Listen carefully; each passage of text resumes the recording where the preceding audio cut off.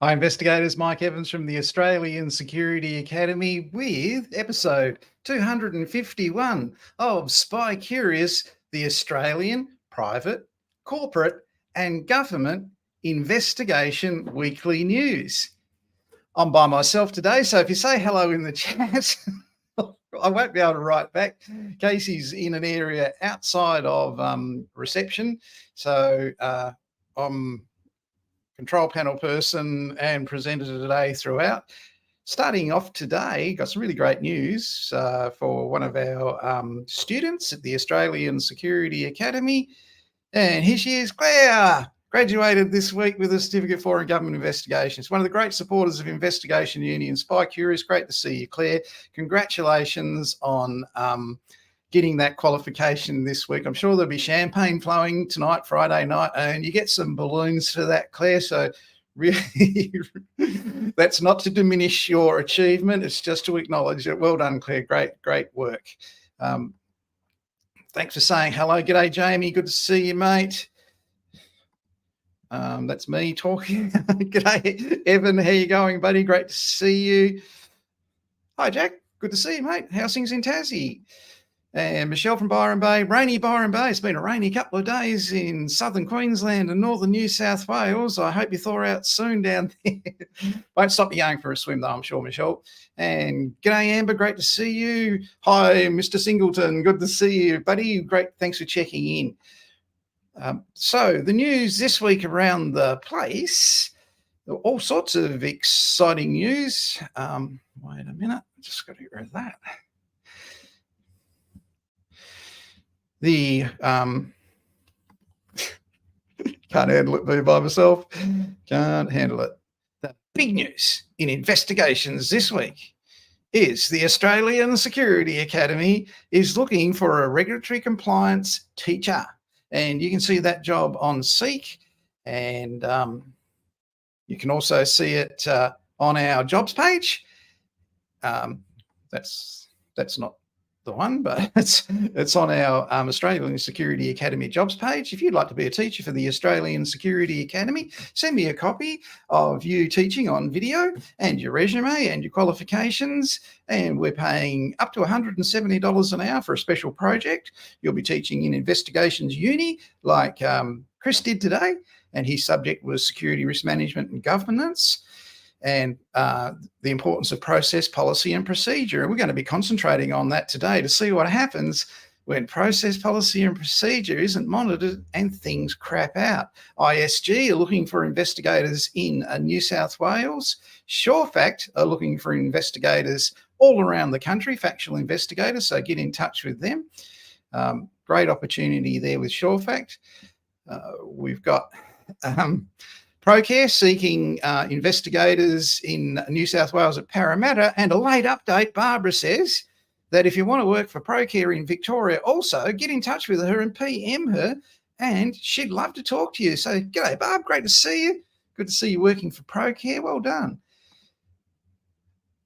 Surveillance operative is wanted in Melbourne at Pinkerton's, one of the great investigation agencies. Andy Chambers, who founded Pinkerton's in Melbourne, is often on this program, and he's the author of the book, The Blind Investigator. So great opportunity for surveillance and factional investigators at Pinkerton's in Victoria. If you've got a licence, get in touch with them. Auto and General in Brisbane are looking for investigator claims managers. And if you work for Auto and General, you'll be a student at the Australian Security Academy, which is great news. Hello, Joy. Great to see you. G'day, Jamie. Thanks for checking in, mate. I can teach how to use Log Splitter. Does that count? No, Log Splitters, no, not at all. No, we want regulatory compliance teachers. But thanks for the offer anyway, and g'day, Joy. So some great opportunities around Australia in investigations this week. In Investigations Uni today, Chris talked us through the importance of security risk management, good governance and monitoring what's going on. Today, we're looking at inappropriate behaviour, inappropriate use of images online in the workplace, and we've got some classic examples of it. So we'll start off with our first example, which happened It's real, although the names have been changed, the pictures have been changed, and it's a reenactment, but it's very real. Waldo worked for the Licensing Regulatory Authority. His job was to assess licence applications and stick the identification photo on the applicant's licence. So that was his role, and he hated his job and he hated his life. It was just one ugly person after another who looked like a criminal, and he would put their photos in their little boxes and match them up. It was not an exciting life. He hated his job, he hated his life. Every day, one after another, ugly looking blokes. He had to paste those photographs on there, and that was his role. Very sad. He only had one friend on LinkedIn. He didn't have much of a career. He didn't have much of a life. Everything was stacked against him. Continuously cutting, pasting, matching up. His life was terrible and he knew it. Then one day, as if by fate, he got the application from the love of his life, who he didn't know existed, and that application came through, and he looked at that photo. His heart jumped out of his chest. He reached over, grabbed his mobile phone because he had all of Vicky's contact details. He dropped his trousers, took a dick pic and sent it to Vicky, who didn't invite it, didn't want it, didn't consent to it, didn't want to know about it. Vicky received Waldo's dick pic in her email.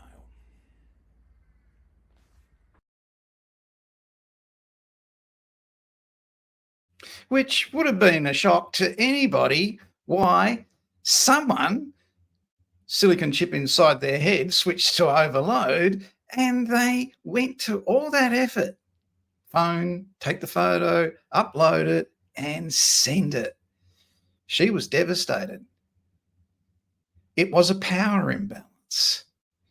This guy has the authority, if she doesn't cooperate with him, to stop her being a security officer for the next 3 years.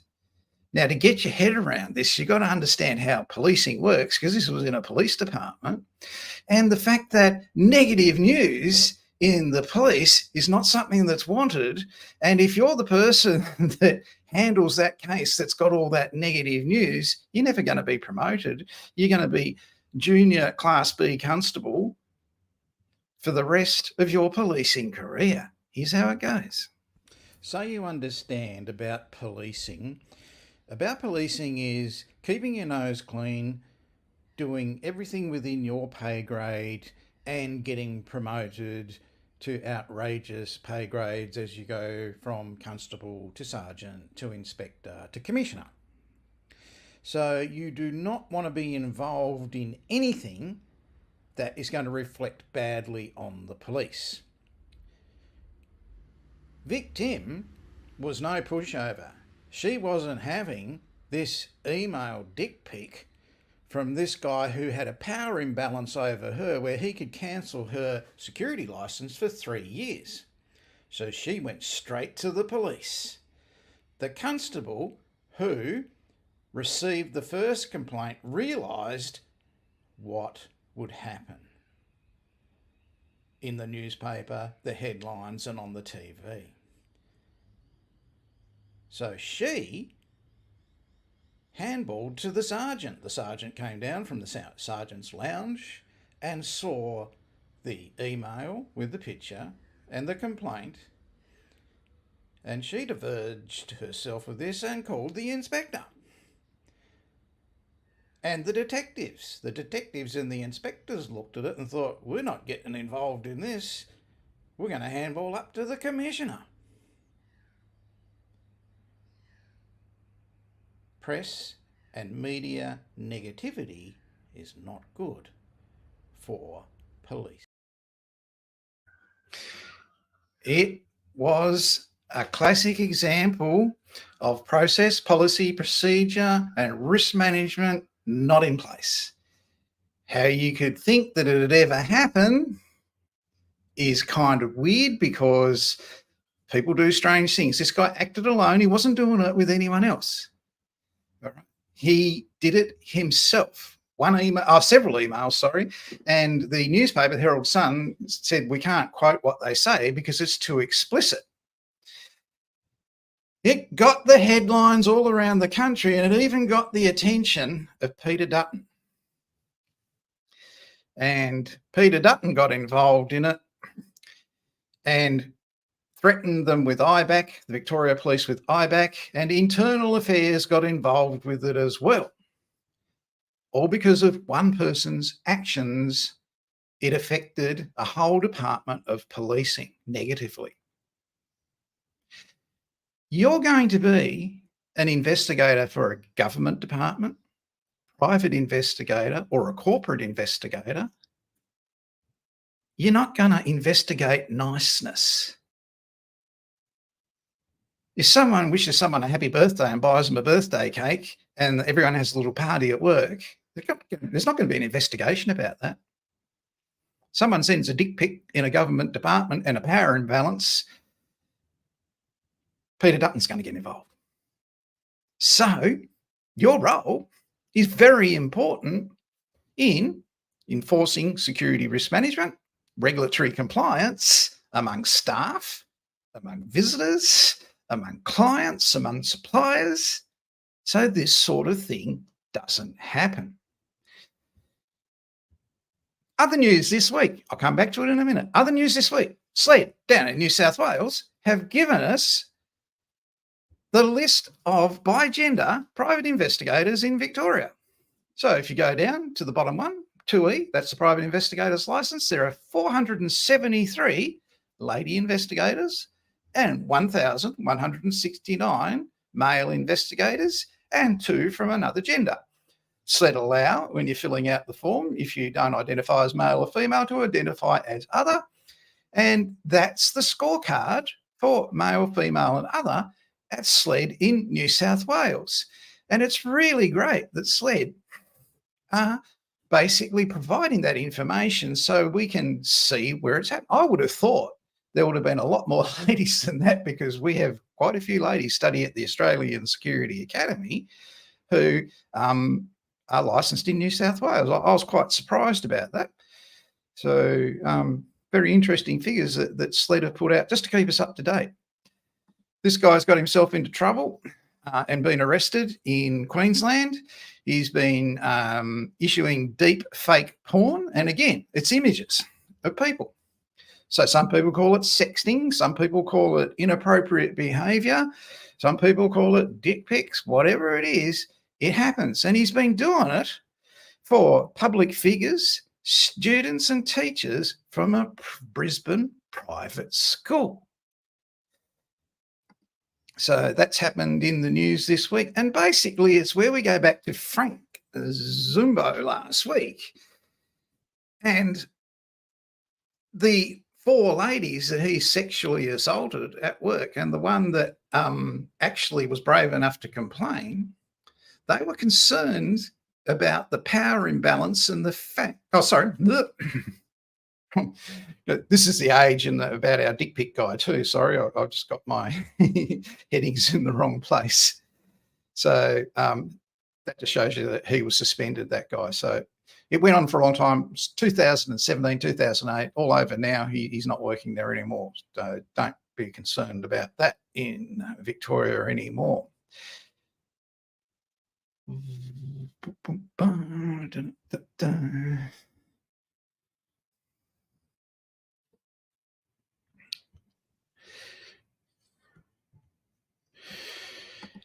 If you missed Investigations Uni today, keep in mind that you can watch the replay from your email yesterday. You can watch it at any time. It's video on demand.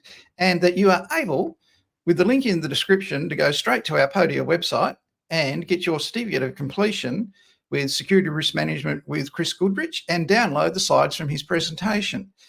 His presentation had more than just the basics. It had some insights into other links and areas where you can go for security risk management information and how they put things together in corporations and government in relation to security risk management. So that happened today.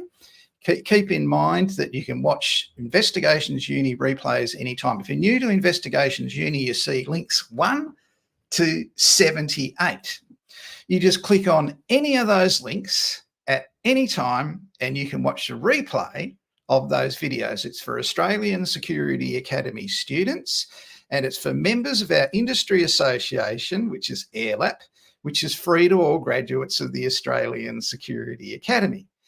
So keep that in mind. It's every Friday at 1 o'clock and we've got some coming up in relation to tenders, I believe, next week. So how to win a tender for your investigation agency or your security risk management firm. I may have to update that when I send out the invite, but we'll see what happens there. Massel down in Victoria, still looking for an asbestos investigator. So keep that in mind. If you're looking for a role as a investigator into dust diseases, that's one of the dust diseases investigations. And as a result of activities by James Hardy way back in the late 70s, it's still going on today. And they'll be pretty serious investigations. If you're looking for these positions vacant, that's the website, that's the Facebook page to go to.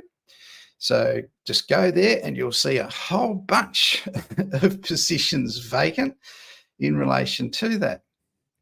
So sharing of images is out in the workplace, government, corporate, or private.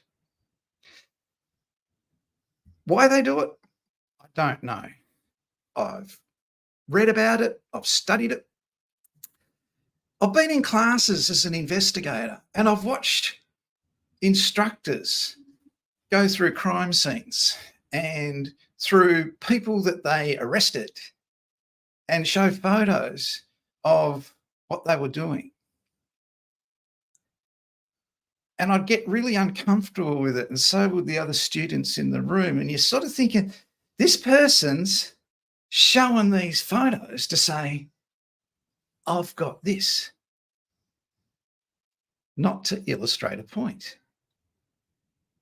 He's saying, look at what I've got, not this is what you look for. And it's kind of very hard to accept as an investigator that you have to listen to that type of thing because you investigate it. Like I said, you don't investigate puppy dogs and flowers. What you do investigate are explicit emails, disagreements, arguments in front of people and yelling and shouting and bullying and all that sort of thing. And sometimes it's injuries and sometimes it's psychological injuries and sometimes it's car accidents, but it's always something that's not easy. It's different every day, and that's the beauty of it. An investigation instructor investigating for the instructing certificate for in government investigations for the Toowoomba City Council, Brisbane City Council, Fraser Coast Council, decided to give his class an exercise where they went away from their tables and on the floor they had to do this exercise, which was supposed to be an investigation activity. And here's an example of people on the floor doing an investigation activity. And that's what happened at these local government workplaces. While they were doing that exercise, the investigator went round behind them and took photographs of them without their knowledge or consent, and he posted it on social media. Now you can call this Toowoomba Gate, Brisbane Gate, Fraser Coast Gate, Sunshine Coast Council Gate, whatever. He tagged in his employer in relation to it, which is pretty brazen. What photos he took that weren't put up on social media. No one knows except him. He's in possession of them. What was I talking about earlier on? Person acting alone. Power imbalance. He was a teacher in a class. You kick up a fuss about this, you're not going to get your certificate for in government investigations, and you're not going to be employed at Toowoomba, Brisbane, Sunshine Coast, Fraser Coast any longer because you're not getting your certificate for. Cooperate with me. Don't kick up a fuss. Nobody ever finds out. And you pass the course. That's what a power imbalance says. Now, the fact that this guy is a committee member for the AIPI complicates factors, really complicates them. And I'll come back to that in a minute.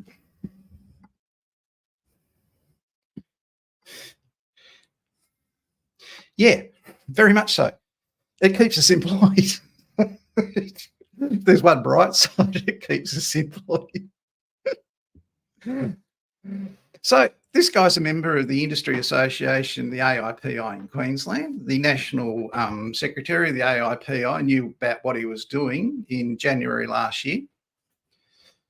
The AIPI decided that they were going to make this guy and his RTO their training organisation, and they're under investigation for 125 breaches of the conditions of approval of the Victorian Police LRD. Toowoomba Gate, Brisbane Gate, Sunshine Coast Gate, Fraser Coast Gate, 125 breaches.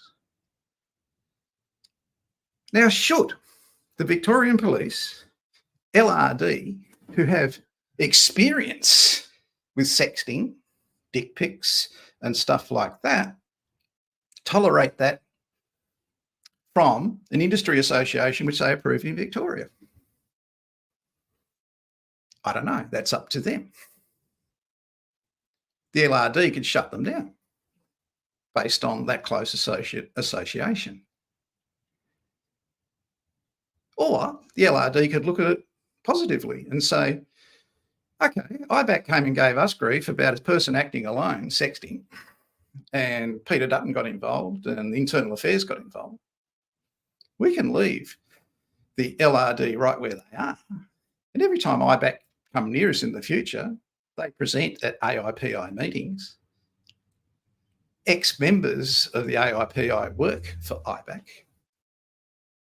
Anytime they give us grief about a constable having not shiny shoes, the Chief Commissioner of Victorian Police can come out, yeah, look, we understand a bit of a problem issue there, but have a look at this, sexting issue, Brisbane Gate, Toowoomba Gate, Sunshine Coast Gate, Fraser Coast Gate, and this industry association, and they did nothing about it. But what did IBAC do about it? Presented at their meetings, employed their members.